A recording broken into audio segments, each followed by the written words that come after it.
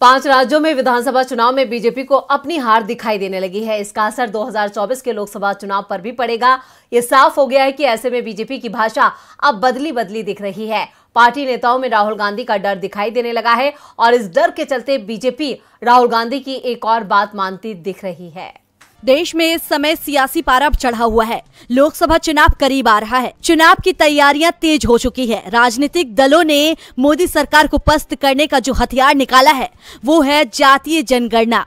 जहां पहले बिहार सरकार ने जाति जनगणना की रिपोर्ट जारी की, तो दूसरी ओर कांग्रेस ने पूरे देश में जाति जनगणना की मांग कर दी। राहुल गांधी ने साफ कर दिया है कि बीजेपी अगर जातीय जनगणना नहीं कराती है तो देश की जनता उसे सत्ता से उठाकर बाहर फेंक देगी।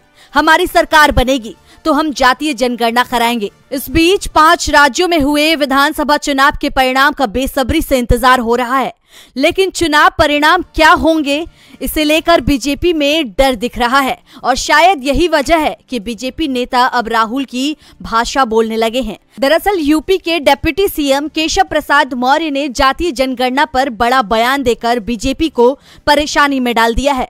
उन्होंने कहा कि हम भी जातिवार जनगणना के पक्ष में हैं और हमारे वरिष्ठ नेता भी पक्ष में हैं।